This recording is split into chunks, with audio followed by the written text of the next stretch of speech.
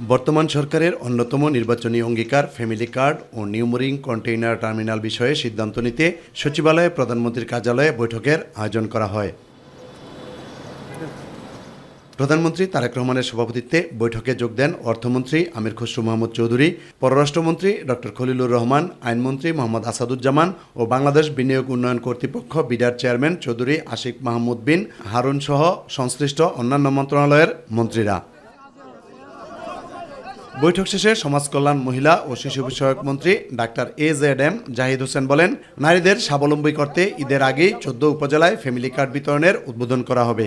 আমরা এই মুহূর্তে বাংলাদেশের 14টি উপজেলাকে আমরা চুজ করেছি, বাংলাদেশের বিভিন্ন বিভাগ হিসাব করে, এবং সেই 14টি জেলার উপজেলার মধ্যে থেকে একটা ইউনিয়নের একটা ওয়ার্ডকে আমরা ইউনিভার্সাল এখানে আপনার ফ্যামিলি কার্ড বিতরণ করা হবে এবং সেটার উদ্বোধন করবেন মাননীয় প্রধানমন্ত্রী ইনশাআল্লাহ। এবং প্রতি মাসে ইনশাআল্লাহ 2500 টাকা করে ওনাদেরকে আর্থিকভাবে সহযোগিতা পাবেন ফ্যামিলি কার্ডের মাধ্যমে। এটার মাধ্যমে ইনশাআল্লাহ একটা সময়ে যে বাংলাদেশের যারা হতদরিদ্র বলি আমরা, অথবা দরিদ্র এবং নিম্নবিত্ত, এই 3 শ্রেণীর সুবিধাভোগী আমাদের যে মারা আছেন, একটা পরিবারের যে মা প্রধান, ওরা এটার সুবিধা পাবেন সেই পরিবার।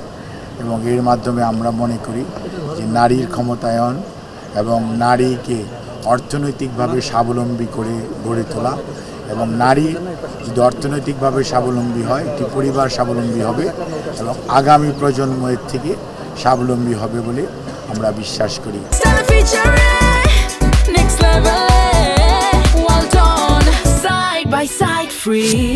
বাংলাদেশ বিনিয়োগ উন্নয়ন কর্তৃপক্ষ বিডার চেয়ারম্যান চৌধুরী আশিক মাহমুদ বিন হারুন জানান, দেশের স্বার্থ বিবেচনায় রেখে নিউমোরিং কন্টেইনার টার্মিনাল বিষয়ে সিদ্ধান্ত নিতে হবে। যেটাকে আমরা বলি জাতীয় স্বার্থ, জাতীয় স্বার্থের পক্ষে যেদিকে যে সিদ্ধান্তটা নেওয়া দরকার সেই রকম করে সিদ্ধান্ত নেওয়ার জন্য উনি আমাদেরকে ডিরেক্টিভ দিয়েছেন। যদি জাতীয় স্বার্থ রক্ষা করে কোনো ধরনের চুক্তি করা সম্ভব হয়, শুধুমাত্র সেক্ষেত্রেই আমরা চুক্তিটা করব, এরকম কথা ইন্টারিমের সময় বলা হয়েছিল।